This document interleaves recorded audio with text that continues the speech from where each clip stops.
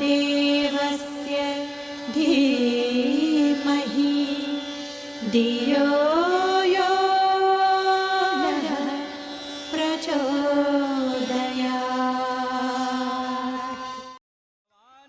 उठो, वक्त यह कह रहा, खुद को बदलो, जमाना बदल जाएगा। नौजवानों उठो, वक्त यह कह रहा, खुद को बदलो, जमाना बदल जाएगा। शक्तियों को लगाओ सही कार्य में, शक्तियों को लगा लो सही कार्य में।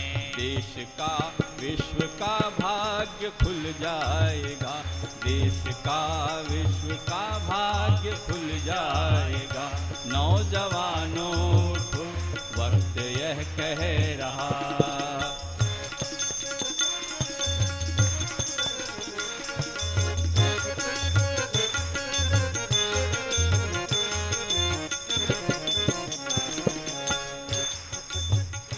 देश अपना वही है जगत का गुरु, देश अपना वही है जगत का गुरु। आज अज्ञान में यह भटक क्यों रहा, आज अज्ञान में क्यों भटक रहा। पार जिसने करोड़ों अरे कर दिए, पार जिसने रास्ते में अरे यह अटक क्यों रहा, रास्ते में अरे फिर अटक क्यों रहा। भाव दैवी जगा लो हृदय में अगर, भाव दैवी जगा लो हृदय में अगर। स्वर्ग भू पर उतरता चला जाएगा, भाव दैवी जगा लो हृदय में अगर। स्वर्ग भू पर उतरता चला जाएगा। नौजवानों उठो, वक्त यह कह रहा।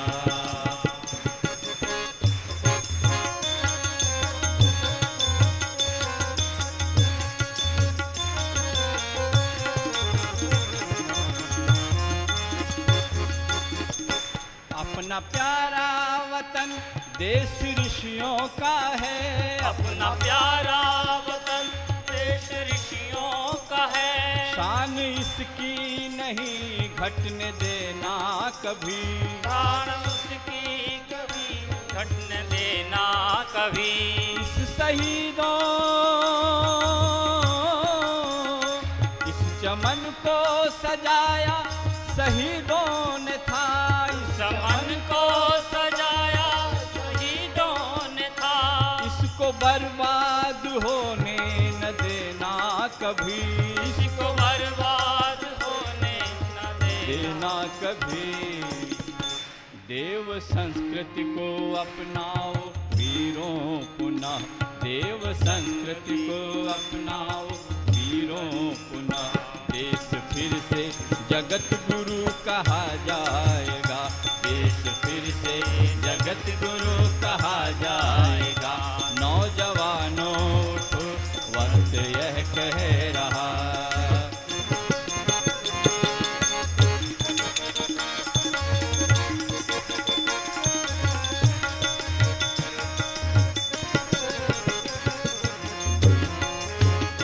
भावना से मलिन आचरण से कुटिल, भावना से आचरण से कभी। उनसे कह दो कि खुद को बदल ले अभी, उनसे कह दो खुद को बदलने अभी। चल पड़ा चक्र है अब महाकाल का, चल पड़ा चक्र अब महाकाल का। रोकने से रुकेगा नहीं यह कभी, रोकने से रुकेगा नहीं यह कभी। जो न बदलेगा खुद को समय पर अरे, जो न बदलेगा खुद को समय पर अगर। वक्त उसको उलटता चला जाएगा, जो न बदलेगा खुद को समय पर अरे वक्त उसको उलटता चला जाएगा। नौजवानों उठो, वक्त यह कह रहा।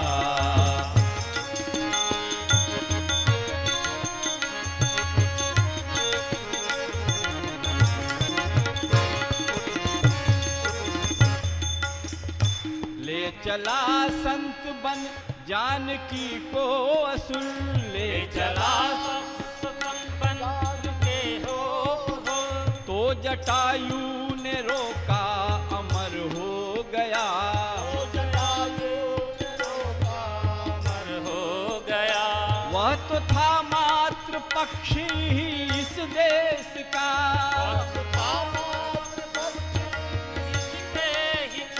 जानकी के लिए देखो खुद मिट गया। जानकी के लिए देखो खुद मिट गया। यदि महाकाल की शक्ति ले चल पड़ो, यदि महाकाल की शक्ति ले चल पड़ो, राक्षसी सृष्टि का दुर्ग जल जाएगा। राक्षसी सृष्टि का दुर्ग जल जाएगा। नौजवानों उठो, वक्त यह कह रहा। नौजवानों उठो, वक्त यह कह रहा।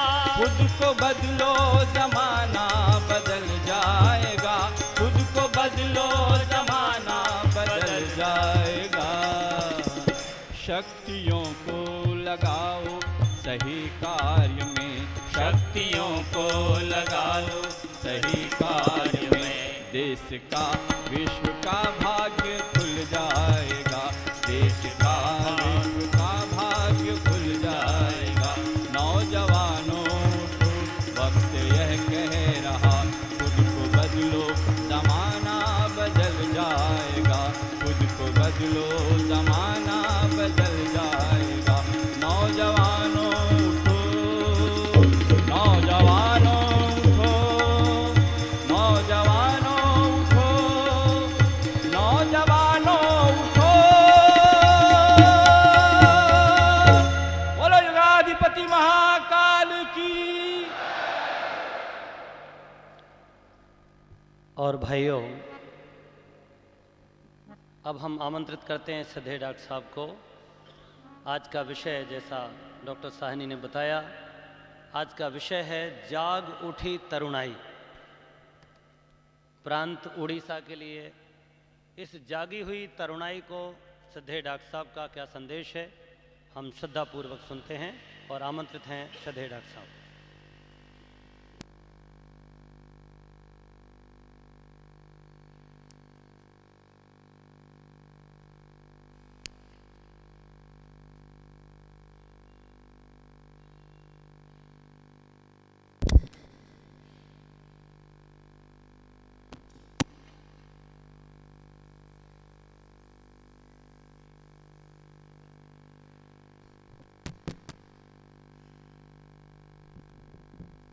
सभी कमर सीधी कर लें, दोनों हाथ गोद में रखें, भावना करें कि हमारी बुद्धि सन्मार्ग की ओर चल रही है।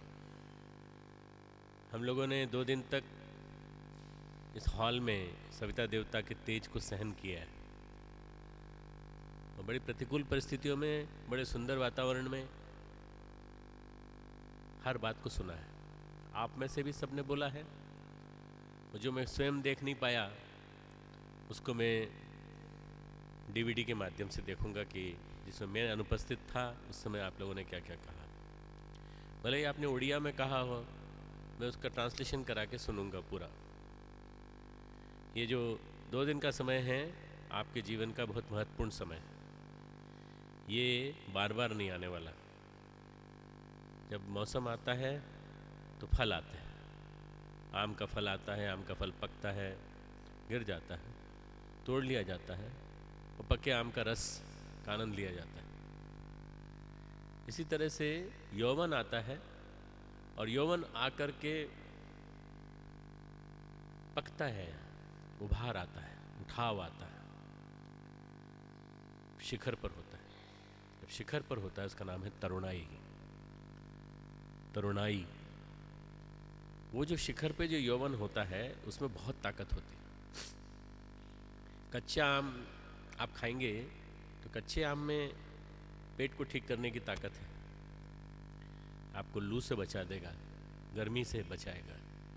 पका आम आप खाएंगे तो उसके लिए आपका डाइजेशन बहुत अच्छा होना चाहिए, पचाने के लिए। वो आपके अष्टधातु में मिलकर आपको मजबूत बना देगा, सशक्त बना देगा। तरुणाई जब देश के काम लगती है, तरुणाई जब देश के काम आती है तो क्या गजब करके दिखाती है, ये आपसे बात करूंगा। ठीक, कमर सीधी कर ले, सूर्य भगवान का ध्यान करिए। सूर्य देव हमारे रोम रोम में कण कण में समाहित हो। हम युवाओं के आराध्य इष्ट परम पूज्य गुरुदेव, हम युवकों के आराध्य स्वामी विवेकानंद, हम युवकों के आराध्य नचिकेता, हम युवकों के आराध्य गायत्री के देवता सविता देवता, सतत कर्म करने की प्रेरणा, सतत सुवति कर्मणि लोकम इति सूर्य। सूर्य आत्मा जगतस्थस्तु शश्च, जगत की आत्मा है। और सविता देवता की स्तुति सबसे पावन कही गई। भगवान कृष्ण गीता में कहते हैं कि मैंने सबसे पहले योग सूर्य को कहा था। गीता का योग सुनने वाला सबसे पहले सूर्य। क्यों? सूर्य को सब जगह जाना है, सारी किरणें बिखेरना है, पूरे हिंदुस्तान में ही नहीं पूरे विश्व में। तो सूर्य को कह दिया, और सूर्य का ध्यान करने वाले के अंदर गीता का ज्ञान भी आ जाता है। ये ध्यान रखना। हम लोगों ने कल एक बात कही थी, नित्य सूर्य का ध्यान करेंगे अपनी प्रतिभा। एक बार बोलिए, सूर्य का ध्यान कर रहे हैं अपन, सुबह किया था हमने। नित्य सूर्य का ध्यान करेंगे, फिर से अच्छी तरह से जोश के साथ, है ना। जब सूर्य अंदर प्रवेश करेगा तो जोश लाएगा। नित्य सूर्य का ध्यान करेंगे, प्रतिभा की प्रखरता के लिए सूर्य भगवान से प्रार्थना, हे सूर्य भगवान हमारी बुद्धि को सही मार्ग पर रखना। आज युवा भटक रहा है क्योंकि बुद्धि भटक रही है, तो युवा को भी सूर्य का ध्यान करना पड़ेगा और सूर्य को अपने जीवन का केंद्र बिंदु बनाना पड़ेगा। हमारे अंदर भी एक सूर्य है, नाभि चक्र, सोलर प्लेक्सस। उस सूर्य से प्रकाश की किरणें इस सूर्य में आए और हमारे रोम रोम में कण कण में प्रवाहित हों, ऐसी भावना करते हुए गायत्री मंत्र। ओम भूर्भुवः स्वाहा तत्सवितुर्वरेण्यं भर्गो देवस्य धीमहि धियो यो नः प्रचोदयात्। ओम गुरुर्ब्रह्मा गुरुर्विष्णु गुरुरेव महेश्वरः गुरुः साक्षात् परब्रह्म तस्मै श्री गुरुवे नमः। अखंडमंडलाकारं व्याप्तं येन चराचरं तत्पदं दर्शितं येन तस्मै श्री गुरुवे नमः। मातृवत् लालयित्री च पितृवत् मार्गदर्शिका नमोस्तु गुरुसत्तायै श्रद्धा प्रज्ञायुताचय श्रद्धा प्रज्ञायुताचय।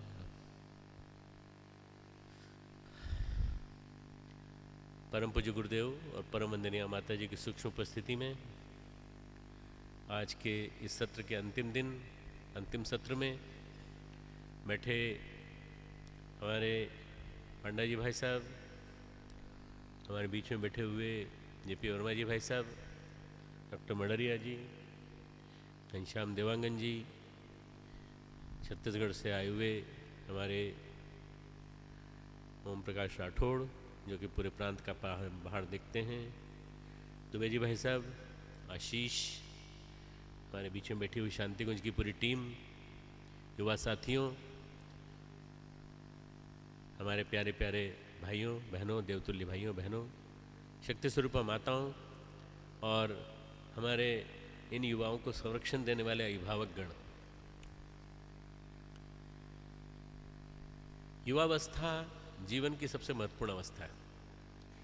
जितनी क्रांतियां हुई हैं युवावस्था में हुई है, जितनी क्रांतियां, अभी तक 5 महत्वपूर्ण क्रांतियां हुई हैं और ये 5 क्रांतियां युवाओं ने की, तरुणों ने की।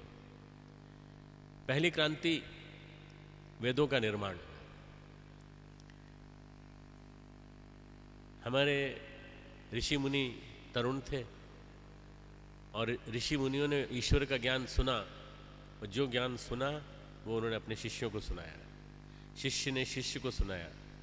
यह हमारे भारतीय संस्कृति के इतिहास का एक बहुत महत्वपूर्ण गोल्डन चैप्टर है कि हम लोगों ने वेदों के निर्माण से संस्कृति का शुभारंभ किया। वेद का अर्थ होता है, विद शब्द का अर्थ होता है ज्ञान। इस संस्कृति का शुभारंभ ज्ञान से हुआ है, भारतीय संस्कृति का। हमारे यहाँ ज्ञान की पूजा की जाती है। जितनी विश्व भर में अन्य संस्कृतियां हैं, पश्चिमी संस्कृतियां, वहाँ पर वो लोग अपनी मूल आदि पुरुष वानर को मानते हैं। वो कहते हैं पहला पुरुष जो था, आदि मानव था, वो गुफाओं में रहता था, गुफाओं में रहते धीरे धीरे चलना सीखा, दौड़ना सीखा, वहाँ से वो बड़ा हुआ। पर हमारे लोगों से पूछा जाए आपके पूर्वज कौन थे? हमारे पूर्वज ऋषि थे, उनके पूर्वज बंदर थे और हमारे ऋषि। और ऋषि, आज किसी का भी गोत्र पूछ लीजिए, किसका गोत्र क्या है, कोई कहेगा भारद्वाज, कोई कहेगा गौतम, कोई कहेगा अत्रि, कोई कहेगा याज्ञवल्क। हमारे पूर्वज इन ऋषि के फॉलोअर थे, इन ऋषि के वंश के थे, उनके अंदर रक्त दौड़ रहा है। पहला निर्माण वेदों का। वेदों की 24,000 ऋचाओं में सारा सब कुछ समाया पड़ा है, पूरा ज्ञान। हमें कैसा चलना चाहिए, हमें जीवन की दिशा धारा क्या होनी चाहिए। पहली क्रांति वेदों की हुई। इन 24,000 ऋचाओं का सार ऋषियों ने 24 अक्षर गायत्री के मंत्र में डाल दिया कि एक एक अक्षर 1,000 का प्रतिनिधित्व करेगा। और 24,000 मंत्र, 24,000 ऋचाएं एक एक अक्षर में, 24 अक्षर में समा गई। मित्रों, दूसरी क्रांति उपनिषदों की क्रांति। उपनिषदों की क्रांति। उपनिषद आए, ईशावास्य उपनिषद, कठोपनिषद, केनोपनिषद, प्रश्नोपनिषद, मुंडकोपनिषद। उपनिषद का अर्थ होता है पास बैठकर लिया गया ज्ञान। अभी जो हम लोग कर रहे हैं, क्या कर रहे हैं? उपनिषद का पाठ कर रहे हैं। परम पूज्य गुरुदेव का उपनिषद, उनका ज्ञान, मैं सुनाने वाला, आप सुनने वाले। पास बैठकर, उप यानी पास बैठना, निषद यानी अपने अंदर ज्ञान की वृद्धि। उपनिषद। विदेश के लोग आए, उन्होंने उपनिषद पढ़ लिए, पागल हो गए। उन्होंने कहा भारत के पास इतना बड़ी निधि, इतनी बड़ी संपदा। आप लोगों ने उपनिषद पढ़े हैं? किसी ने? कितने लोगों ने पढ़े उपनिषद? हाथ ऊंचा उठाइए। आपकी उड़िया में ट्रांसलेट हुए हैं उपनिषद? उड़िया में ट्रांसलेट हुआ है उपनिषद? उपनिषद हुआ है।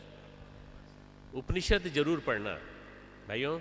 आपको उपनिषद पढ़ने के बाद पता चलेगा हमारे ऋषियों की डेप्थ क्या थी, नॉलेज की डेप्थ। दूसरी क्रांति उपनिषदों ने की। एक ऋषि पुत्र आता है और पूछता है अपने पिता से, पिता इतना पढ़ के आया मैं, मुझे ये समझ में नहीं आई मैं कौन हूं, मैं कौन हूं? पिता ने कहा उस सामने एक पेड़ लगा है, उसमें फल लगे हैं, वो नीचे गिरते जाते हैं, तू उस फल को तोड़ के आ, लेके आ मेरे पास। उस फल को लेके आए, उस फल को लेकर आया, उसके बाद तोड़, इसको तोड़ो। फल को तोड़ा, इसके अंदर क्या है? इसके अंदर बीज है। अब कितने कितने बड़े बीज है, छोटे छोटे से बीज है। गुलर का पेड़ था। I don't know what you से इन उड़िया। गुलर, गुमर, गुलर, गुलर, अंजीर जैसा, फिग जैसा होता है। डूमर, डूमर, डुमेर, तो वो बीज था, उसने कहा, ऋषि ने कहा इसको भी तोड़ो। बोले महाराज ये तो बहुत छोटा है। बोले तोड़ो, इसके अंदर क्या है? इसके अंदर कुछ भी नहीं है, खाली है, खोखला है। बोले इस खाली नहीं के अंदर ही सब कुछ है। जब ये बीज लग जाता है तो सूर्य पूरा डुमेर का पूरा वृक्ष खड़ा हो जाता है। मित्रों, उसके बाद वो कहते हैं अब तू जानना चाहता है तो क्या है? तत्वमसि, तू यही है। तेरे अंदर अनंत संभावनाएं भरी पड़ी हैं, तू तेरे अंदर बीज है, तू तरुण है, तू न जाने क्या बन सकता है, तू अभी बीज है। बीज होते हुए पहचानता नहीं है। तत्वमसि उपनिषद की छोटी छोटी कथाएं, परम पूज्य गुरुदेव ने लिखा है, एक ग्रंथ लिखा है पुराना, उपनिषद की कथाएं, जिसको हम अखंड ज्योति में जगह जगह जहां स्पेस फिलअप करनी होती है वहां हम कहानी के रूप में देते हैं। उपनिषद में प्राण है।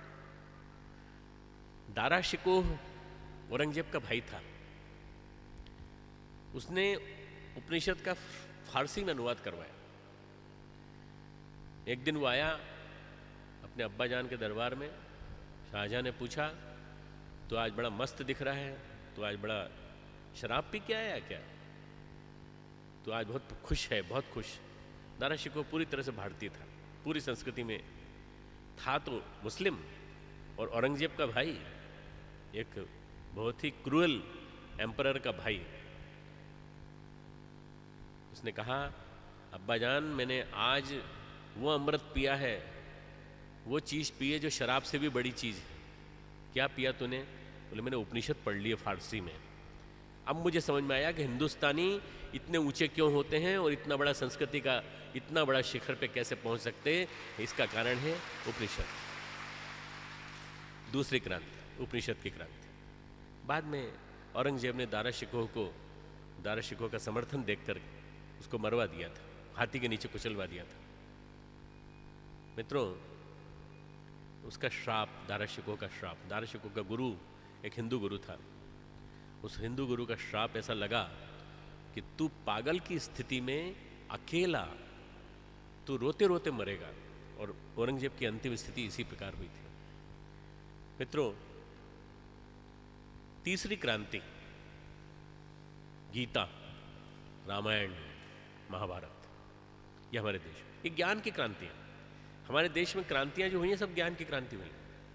गीता, महाभारत, वेद, गीता, महाभारत और हमारे बीच में आई रामायण, रामचरितमानस, ये सारी की सारी क्रांति बहुत बड़ी क्रांति।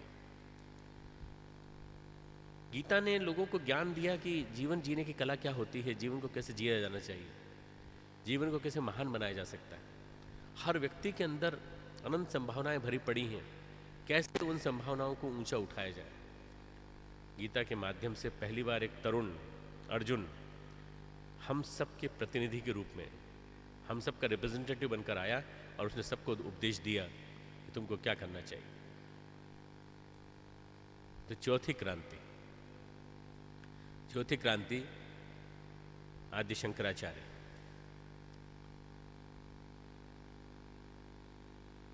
रामकृष्ण परमहंस, स्वामी विवेकानंद, श्री अरविंद, रमन महर्षि, संत ज्ञानेश्वर, जितने भी आपके उड़ीसा की संस्कृति में संत हुए हैं, पिछले 1-1.5 साल के सारे संत ये चौथी क्रांति लेकर आए।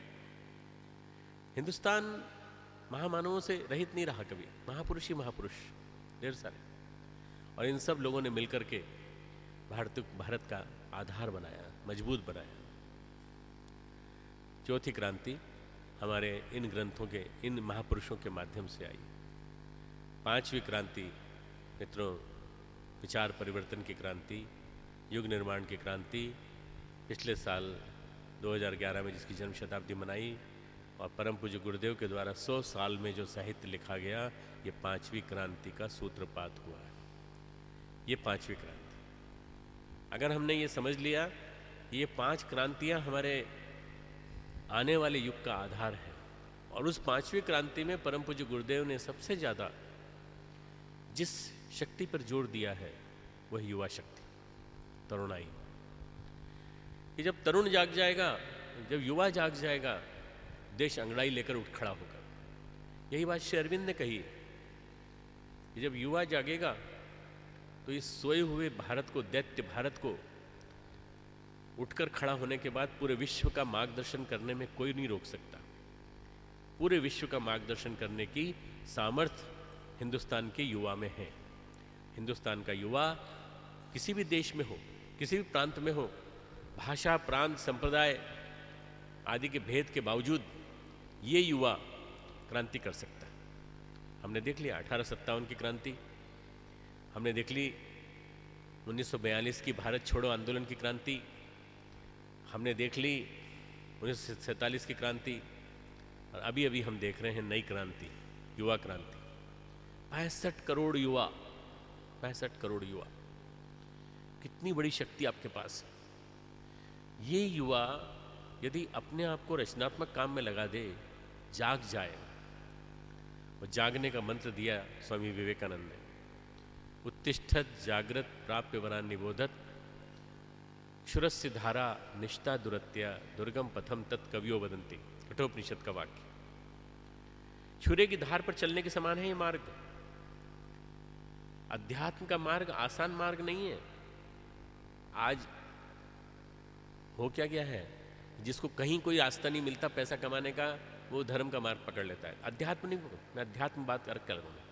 गायत्री परिवार जिस मार्ग पर चलता है वो अध्यात्म का मार्ग है। और जो कथावाचक और जो ढेर सारे धर्म का लबादा ओढ़ करके हजारों लाखों लोगों को लूटते हैं, उनको भटकाते हैं, भ्रमित करते हैं, ये धर्म के ठेकेदार हैं।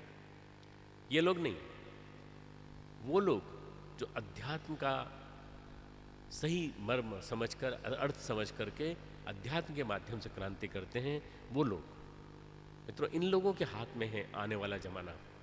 ये क्रांति लेकर के आएंगे और तरुणाई इन्हीं के ऊपर आएगी, जवानी इन्हीं के ऊपर आएगी। और जब जागेगी ये तरुणाई, तो जागने के बाद मित्रों गजब कर देगी, कमाल कर देगी, पूरे के पूरे विश्व में कमाल कर देगी। चाहे हमारे सामने बैठी बहनें हैं, युवा बहनें हैं, तरुण बहनें हैं, तरुणियां हैं, हमारे बैठे सामने तरुण हैं, ये सभी के सभी मिलकर इस देश का उद्धार कर सकते हैं। मित्रों, हम लोग कर सकते हैं। नेहरू जी, सुभाष चंद्र बोस, गांधी जी, शहीद आजम भगत सिंह, ये सब के सब युवा थे, युवावस्था से शुरुआत की थी। कठोपनिषद का संदेश जिसके ऊपर लिखा गया, नचिकेता, वो भी युवा था। उसने भी प्रश्न पूछा था, जिज्ञासा पूछी थी। पंचोपनिषद, पंचाग्नि विद्या नचिकेता ने पूछी और उसको संदेश मिला। उसके माध्यम से हमें एक उपनिषद मिला, कठोपनिषद, यम का संदेश, अग्नि विद्या, पंचाग्नि विद्या, कैसे अमर बनना चाहिए, ये हमने सीखा। ये जो हिंदुस्तान है, ये ज्ञान का केंद्र है, ज्ञान का। आप कह सकते हैं कि हमारे वेदों के माध्यम से विज्ञान का भी केंद्र है और ज्ञान का भी केंद्र है। मित्रों, ज्ञान और विज्ञान का अद्भुत सम्मिश्रण, मिलन, टाइट्रेशन हमारे यहाँ है। वैज्ञानिक अध्यात्मवाद की अभूतपूर्व क्रांति हमारे देश में हुई है। विश्व वाले तो अभी कह रहे हैं कि अब हम कर रहे हैं, अब हम कर रहे हैं, पर भारत में ये क्रांति बहुत पहले से चल रही है, बहुत पहले से चल रही है। हमारे ऋषि वैज्ञानिक थे, अपने शरीर की प्रयोगशाला में प्रयोग करते थे, काया की सत्ता में प्रयोग करते थे, ध्यान की स्थिति में जाकर के ढेर सारे निष्कर्ष निकालते थे और उन निष्कर्षों को लिखते थे, और उनके द्वारा ही सारा ग्रंथ, सारा ज्ञान हमारे पास आया। तो जिसके पास ज्ञान है, जिसके पास विद्या है, उसके पास सब कुछ है। जिस देश के पास ज्ञान का अकाल है, वो देश कभी जिंदा नहीं रह सकता। उधार का ज्ञान किसी काम का नहीं। भारत के पास अपना खुद का ज्ञान, अपने आप के विकास का ज्ञान, आत्म जागृति का ज्ञान, और ये हमारे देश की सबसे बड़ी संपदा। अब तरुण, आज का जो युवा, वो जागे तो करे क्या? भटक रहा है। ऊर्जा है अंदर, हार्मोन्स आ गए, उभार आ गया। देखते देखते हमारा बच्चा 12-13 साल का था, मूछें आने लगी, आवाज़ बदल गई, माता पिता बड़े आश्चर्यचकित, अरे ये क्या हुआ, तुम्हारा भी हुआ था, तुमको याद नहीं है, और तुमने अपने बच्चे के अंदर देखा चेंजेस आ रहे हैं, परिवर्तन आ रहा है, और वो बच्चा धीरे धीरे आपके डिसीजंस में भागीदारी करता है। वो कहते हैं पापा ऐसा कर ले तो कैसा होगा, पापा ऐसा कर ले तो कैसा होगा। अब धीरे धीरे उसका ज्ञान बड़ा हो रहा है। अगर आप सही पिता हैं, सही दोस्त हैं अपने बेटे के, तो आप अपने बेटे को मित्र बना करके उसके साथ डेवलप करते हुए, उसके साथ डेवलप होते हुए आप बहुत अच्छी यूनिट बना सकते हैं। पिता पुत्र की, मित्र मित्र की। पिता को पुत्र को मित्र बना लेना चाहिए 12 साल के बाद। मार्गदर्शन देते रहना चाहिए दोस्त की तरह से। डांटना नहीं चाहिए, ये ऐसे नहीं करना, ऐसे नहीं करना, ऐसे नहीं करना, ये नहीं। चाणक्य ने कहा है, चाणक्य की नीति कहती है पुत्र को मित्र बना लो, और मित्र बना करके उसके साथ अपनी चीज शेयर करो, फीलिंग्स शेयर करो, अपने अनुभव शेयर करो, उसको अपना ज्ञान दो। उभार आया, पुत्र को बनाया, पुत्री को, तरुणी को उसकी माँ ने बनाया। पिता भी उसको ज्ञान दे, माँ भी ज्ञान दे। माँ बच्चे को संवेदना दे, माँ बिटिया को संवेदना दे, और माता पिता दोनों मिलकर के बेटों का, बच्चियों का, लड़कों का, लड़कियों का सही विकास करें। सही विकास, शारीरिक विकास हो रहा है पर मानसिक और आध्यात्मिक विकास नहीं हो रहा। इसलिए वो जानते नहीं क्या करना। मैं क्या करूं पिताजी, मुझे क्या बनना चाहिए? डॉक्टर, इंजीनियर बन, पढ़। मन नहीं लगता पढ़ने में, चल तेरे को डॉक्टर साहब के पास ले चलते हैं, वो डांट लगाएंगे तेरे को। मेरे पास ले आते हो डांटने के लिए।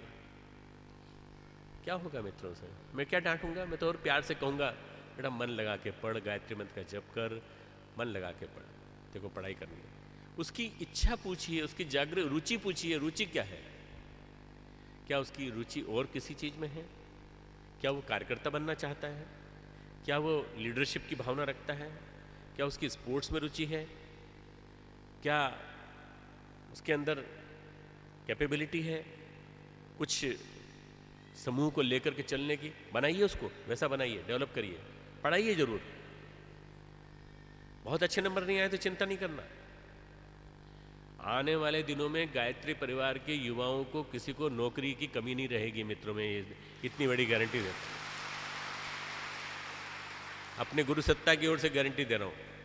ये नौकरियां जो होंगी ना, नौकरियां आप प्रोवाइड करेंगे अपने युवा साथियों को, और आप मालिक बन करके रहेंगे।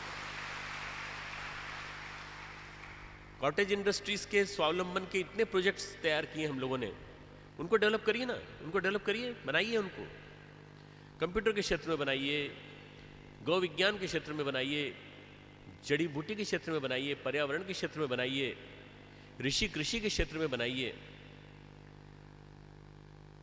वृक्ष वनस्पति विज्ञान के क्षेत्र में बनाइए। हम आपको सारा नो हाउ सब कुछ देने को तैयार है, खड़ा करने को तैयार है आपको अपने पैरों पे। अरे नौकर बन के क्या करोगे? मालिक बन करके जियो ना, तो मालिक बन करके जियो, मालिक बन कर। और अपने साथ ढेरों युवकों को तैयार करो, ढेरों युवकों को तैयार करो। उड़ीसा को इसी की जरूरत है। उड़ीसा को अगर ये मिल गया मित्रों, उड़ीसा के 30 जिलों में एक क्रांति आ जाएगी। मैंने 3 साल की एक योजना बनाई है। कल मैंने पंडा जी से कह के नक्शा मंगवाया उड़ीसा का। पूरा नक्शा मैंने देखा और मैंने 3 हिस्सों में उड़ीसा को बांटा, और मैंने प्लानिंग के साथ चल रहा हूँ। उड़ीसा और छत्तीसगढ़, इन 2 प्रांतों को पर्सनली मॉनिटर करके मैं आदर्श राज्य के रूप में विकसित करना चाहता हूँ। पर वो आप लोग करेंगे, वो आप लोग करेंगे। आप लोगों को प्रलोभन दिखाई देगा बड़ी बड़ी जॉब का, बड़े बड़े पैकेज का, बड़ी बड़ी नौकरियों का। आप उस तरफ मत जाना। आज IIM से मैनेजमेंट की डिग्री लेने वाले भी खेतों की तरफ जा रहे हैं, कृषि की तरफ जा रहे हैं, जनता के विकास के लिए जा रहे हैं, और सामाजिक सेवा की ओर जा रहे हैं। हम लोग एक नया प्रकल्प खड़ा करेंगे समाज सेवा का, और उस समाज सेवा में जगी हुई तरुणाई को डेवलप करेंगे। आपके अंदर ऊर्जा है। मैं आज से 24-25 साल पहले जब गुरुदेव के चरण में मैं काम कर रहा था, उस समय मैं 28-29 साल का था। जब गुरुदेव का महाप्रयाण हुआ तब मैं 40 साल का था। उसके बाद गुरुदेव ने मुझसे कहा, बेटा अब तुम 10 साल तो खूब जम के काम करो, फिर 50 साल के जब हो जाओ तो तुम अगली पीढ़ी तैयार करो। मैं सन 2000 में 50 साल का हो गया। सन 2000 से मैं निरंतर कंटिन्यूस युवा शक्ति के लिए लगा रहा हूँ अपनी हर चीज़ को तैयार किए लोगों को। हमारे पास आते चले गए दुबे जी, आशीष, घनश्याम, देखिए पूरी टीम बैठी है ना, ये यंग पूरी टीम। ये जो बच्चा बैठा है बीच में बसंत के पास, ये नेवी फोर्स का आदमी है, और ये लड़का हमारा आपके उड़ीसा का लड़का है। देखिए अधिकारी है, ये बहुत ऊंचा अधिकारी विशाखापट्टनम में, ये वहाँ भी रह चुका है, अपना कालीकट में कोचीन में रह चुका है, कोची से फिर यहाँ आया। ये आपके उड़ीसा का है, आपका युवा है। ये सारे के सारे युवा, इनके अंदर दर्द है इस राष्ट्र के लिए। इस राष्ट्र की बीमारियां हैं 3-4, महंगाई, 3 बहनें आपस में, महंगाई, भ्रष्टाचार और घटिया राजनीति, ये तीनों बहनें हैं आपस में। इन तीनों बहनों को अपने को निकाल के बाहर करना है, इस देश से भगा देना है पूरी तरह से। इन तीनों ने इस देश को खोखला कर रखा है। कैसे करेंगे? जन जागृति के द्वारा। जनता को जागरूक बनाना बहुत जरूरी है। जनता अशिक्षित है, निरक्षर है, जनता को जानकारी है ही नहीं, भावुक है, बहुत भावुक। उड़ीसा में तो भावनाओं का ज्वार जो मैंने देखा, मैं दक्षिण भारत भी पूरा घूमा हूँ, चारों प्रांत, मैं गुजरात पूरा एक गांव घूमा हूँ गुजरात का, और छत्तीसगढ़ का मैं एक गांव घूमा हूँ।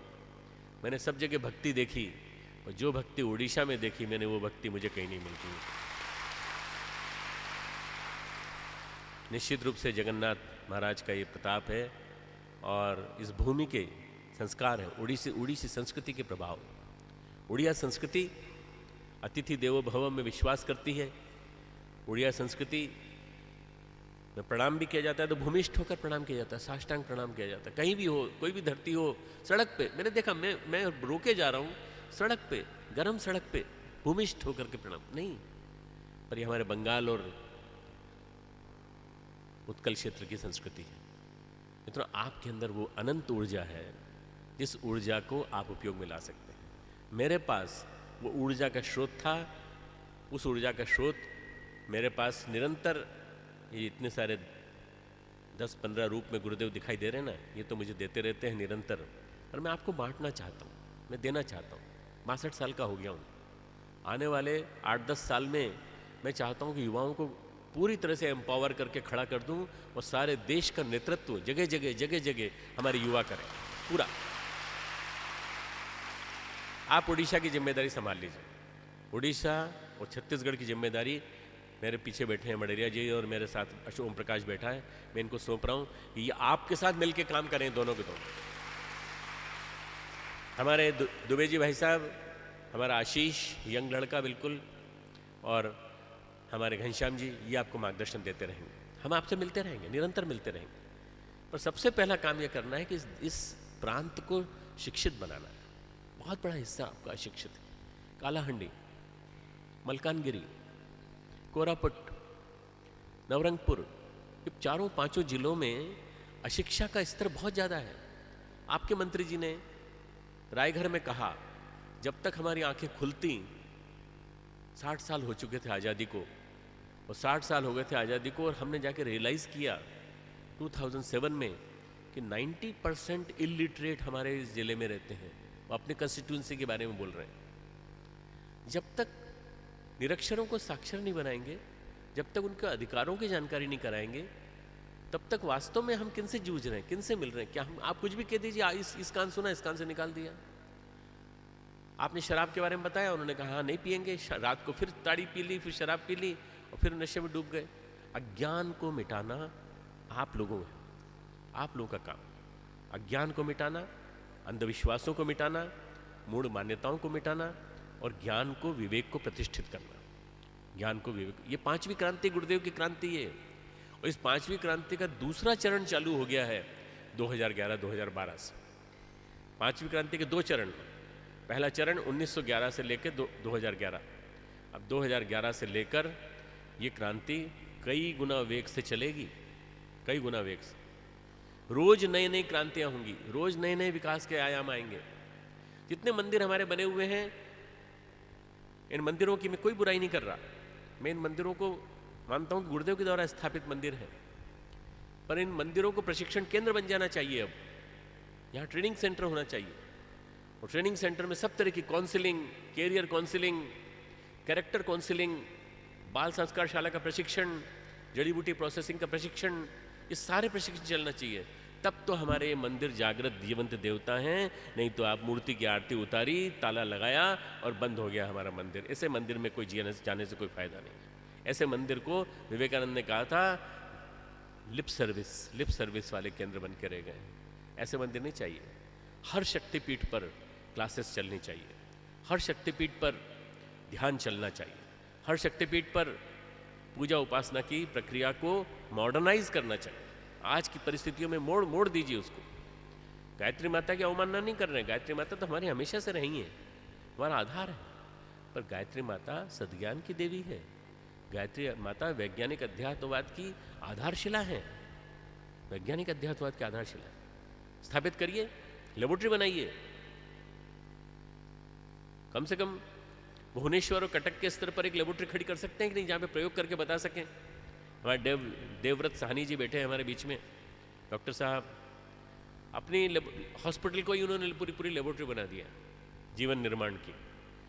सारे जितने भी लोग वहाँ उनके हॉस्पिटल में आते हैं, वो जीवन जीने की कला सीखते हैं, ध्यान सीखते हैं। अगर वो चाहें तो एक ब्रह्मवर्चस्व शोध संस्थान की शाखा यहाँ बना सकते हैं पूरी की पूरी। आपकी मदद हम करेंगे, आपके साथ हैं। बनाइए, डेवलप करिए। आपको आईटी वर्ल्ड के कई लोगों का सहयोग मिलेगा। आपको भुवनेश्वर में, कटक के क्षेत्र में, पूरे बेल्ट में 60-70 इंजीनियरिंग कॉलेजेस हैं। इन इंजीनियरिंग कॉलेजेस के स्टूडेंट्स का सहयोग मिलेगा। इनके अंदर मेधा है, प्रखरता है, अभी है, थोड़े दिनों बाद ये कुंद हो जाएगी, मंद हो जाएगी। अभी उसको यूज कर लीजिए, टैप कर लीजिए। बांध में पानी इकट्ठा होता है तो नीचे गिरता है तो बिजली बनती है, और यही बांध का पानी भरता चला जाए और यूज न हो और पीछे लौट के आए तो पूरे के पूरे उस इलाके को नष्ट कर देता है। इन तरुणाई के माध्यम से बांध में पानी इकट्ठा हो चुका है। बस आपको कुछ नहीं करना, आपको इस ऊर्जा का उपयोग करना है। बिजली पैदा करो, बिजली पैदा करो। एक एक युवा में 1000 बिजली घर का ताकत उत्पादन करने की शक्ति है। आप करिए तो सही, उपयोग तो लाइए।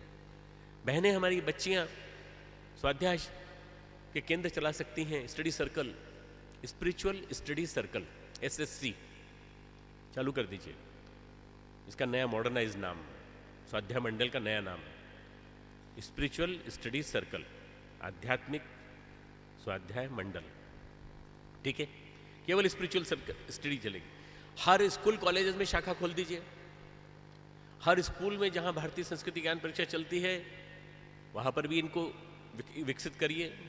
नए युवा खड़ा करिए, युवा जोड़ो अभियान, नए युवा खड़ा करिए। एक एक युवा को, 100 युवा को 1 साल के अंदर जोड़ के दिखाना है मित्रों। एक एक युवा 100 युवा को लेकर के आए और ये कहे कि ये गायत्री परिवार का काम करने को तैयार है। जबरदस्ती मत करना।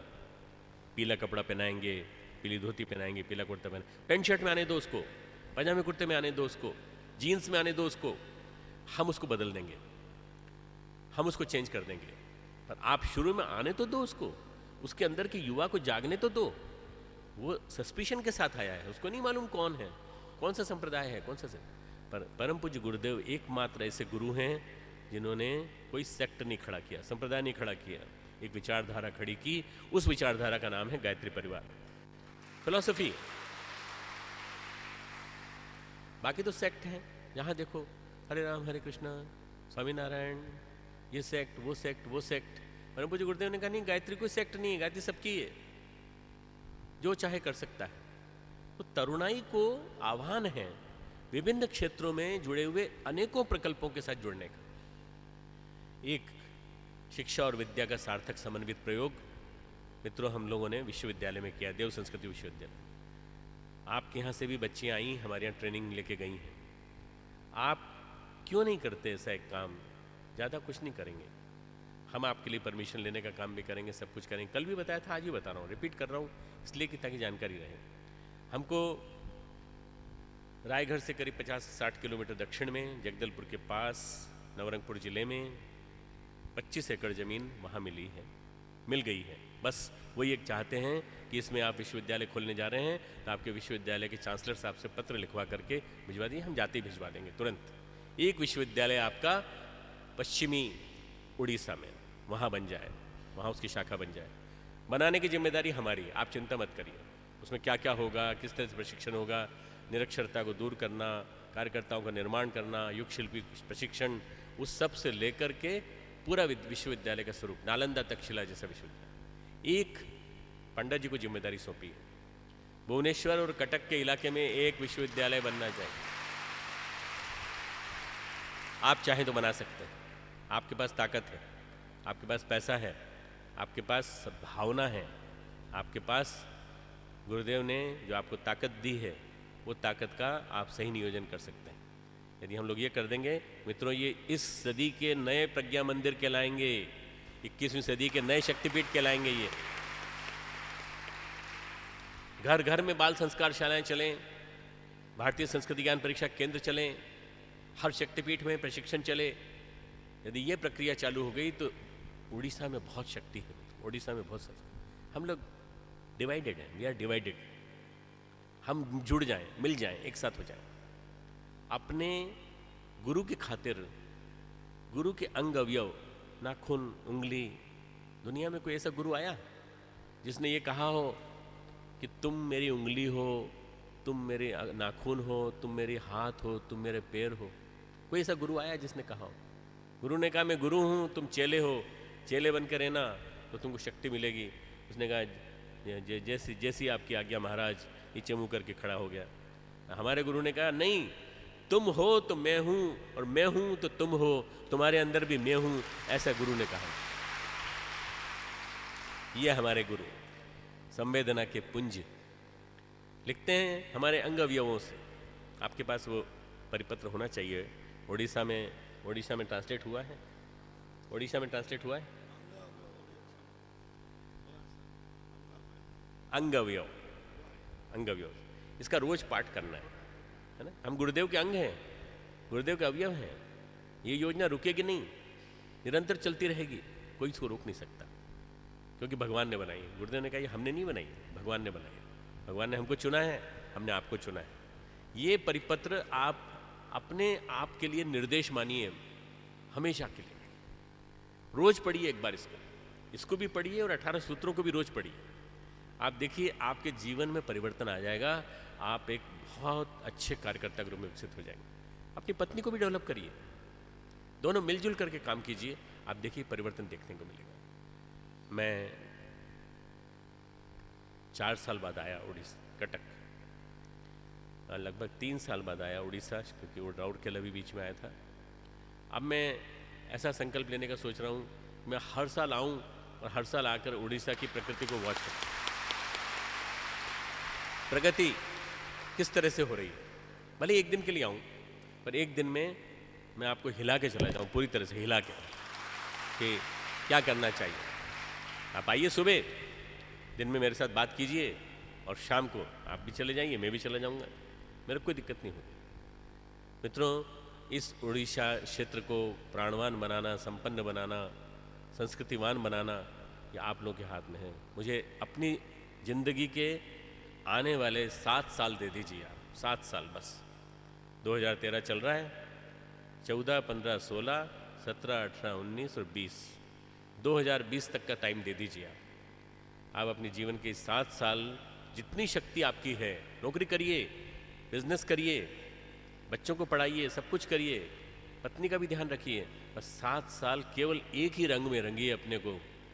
जैसे भगत सिंह ने मेरा रंग दे बसंती चोला, बस वो बसंती चोला जो पहना है वैसे आप रंग दीजिए और युवाओं को जोड़ने का अभियान चालू कीजिए। ये जो तरुणाई जो जागेगी आपकी, यही क्रांति ला करके दिखा देगी। मित्रों, सोते मत रहना।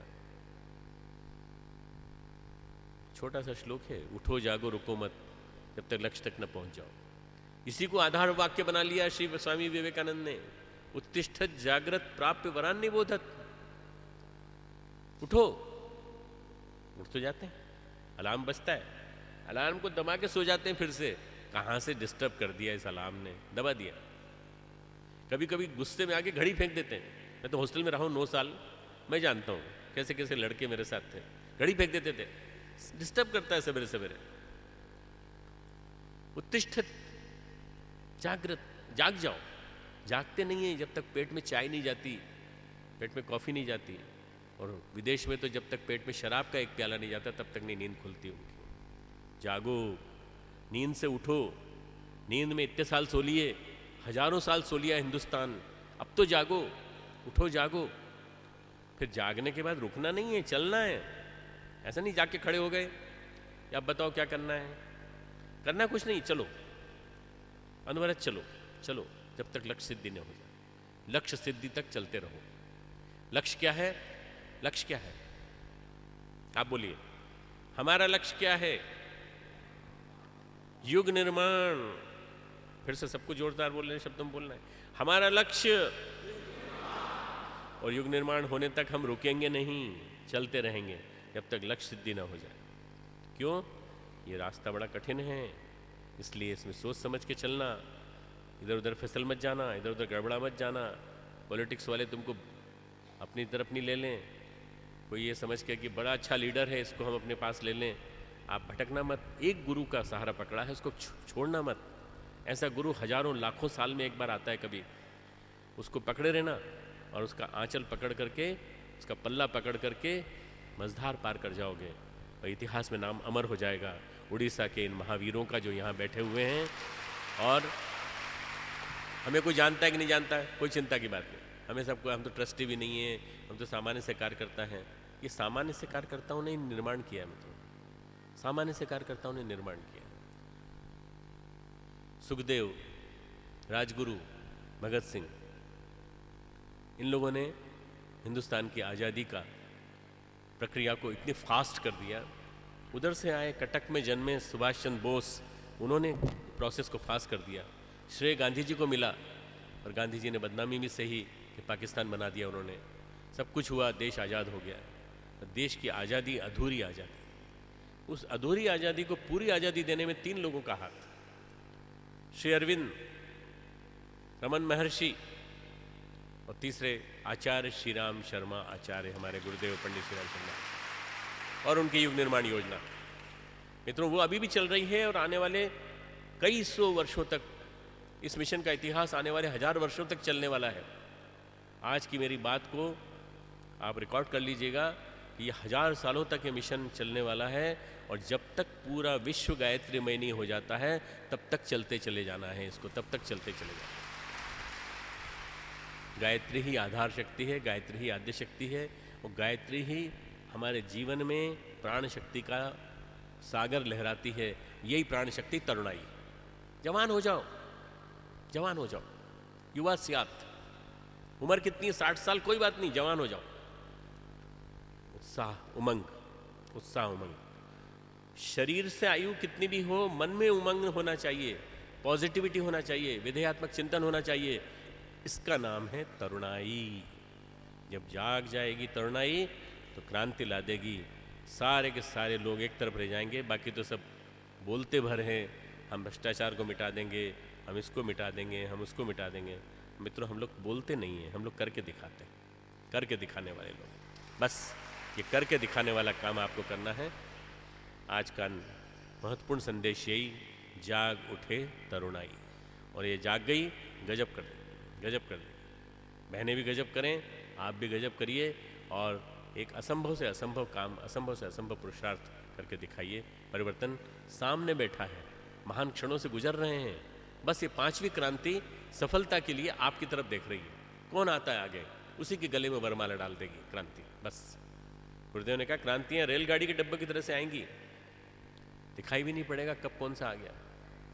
ट्रेन चलती हैं आजकल 21-21, 27-27, 28-28 बोगी की।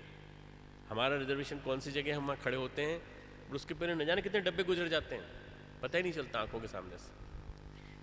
क्रांतियां रेल के डिब्बों की तरह से आएंगी और देखते देखते परिवर्तन। युवा क्रांति, नारी क्रांति, वैज्ञानिक क्रांति, आध्यात्मिक क्रांति, शिक्षा की क्रांति, सारी आती चली जाएंगी, कोई रोक नहीं पाएगा। ये समय आ गया है, समय के साथ साथ चेत जाओ, जाग जाओ और बदल के दिखा दो। देखते खूब खूब मंगल कामना।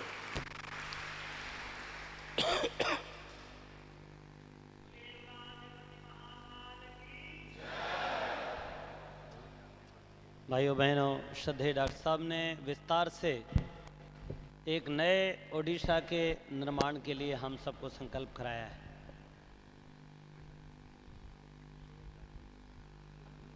ये संदेश दे देंगे, संदेश दे देंगे। इसके बाद हाँ, उनको बोलिए, सानी जी। तो हम सबको आह्वान किया गया है कि हम अब ये तरुणाई जगे और नए उड़ीसा का एक नवनिर्माण, अपने प्रांत का नवनिर्माण कर दिखाएं। पूरी कार्य रूपरेखा क्या क्या करें, कैसे करें, ये सारी चीज़ें श्रद्धेय डॉक्टर साहब ने हम साहब के सामने रखी हैं। आइए एक गीत के बोल सुनते हैं और उसके बाद में तरुणाई ने जो संकल्प किए हैं उन संकल्पों की यहाँ से घोषणा होगी। और उसके लिए मैं आमंत्रित करूँगा हमारे भाई डॉक्टर साहनी जी को, परंतु उसके पूर्व में गीत की कुछ पंक्तियाँ। जागवीर बलकर, एक अंतर, दो अंतर कर,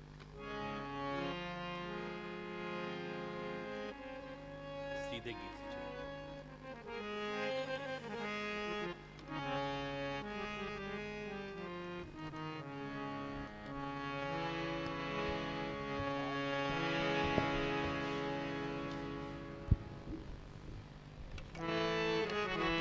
आज दांव पर लगा देश का स्वाभिमान सेनानी, और पड़ा सोया तू कैसे जागवीर बलिदानी, सोया जागवीर बलिदानी, सोया जागवीर बलिदानी।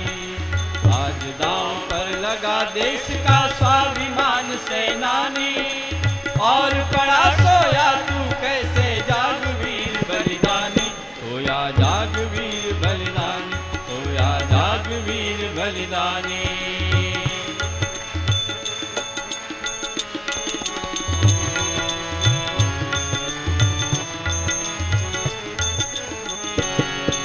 भारत माँ ने था तुझको पौरुष का पाठ पढ़ाया, बलिपथ पर तूने आगे ही आगे कदम बढ़ाया। भारत माँ ने था तुझको पौरुष का पाठ पढ़ाया, बलिपथ पर तूने आगे ही आगे कदम बढ़ाया। लेकिन आज कौन सी तुझ पर छाई पड़ गई छाया, सब कुछ लुटा जा रहा लेकिन तुझको होश न आया। लेकिन आज कौन सी तुझ पर हाय पड़ गई छाया, सब कुछ लुटा जा रहा लेकिन तुझको होश न आया, तुझको होश न आया। वे दृग फूल और पढ़ पिछली गौरवपूर्ण कहानी, और पड़ा सोया तू कैसे जागवीर बलिदानी, सोया जागवीर बलिदानी, सोया जागवीर बलिदानी।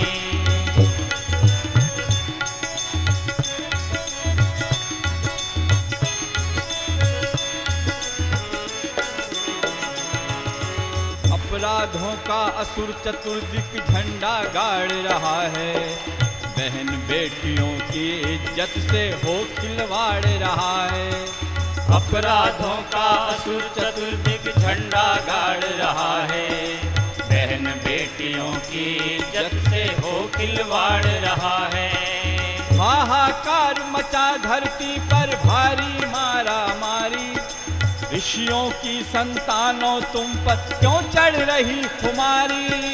हाहाकार मचा धरती पर भारी मारा मारी, ऋषियों की संतानों तुम पर क्यों चढ़ रही खुमारी, क्यों चढ़ रही खुमारी। जाग राष्ट्र के गौरव जागे सोई हुई जवानी, जाग राष्ट्र के पौरुष जागे सोई हुई जवानी। और पड़ा सोया तू कैसे जागवीर बलिदानी, सोया जागवीर बलिदानी, सोया जागवीर बलिदानी। आज दांव पर लगा देश का स्वाभिमान सेनानी, और पड़ा सोया तू कैसे जागवीर बलिदानी, सोया जागवीर बलिदानी, सोया जागवीर बलिदानी, जागवीर बलिदानी, सोया जागवीर जागवीर बलिदानी जागवीर बलिदानी जागवीर बलिदानी। बोलिए भारत माता की।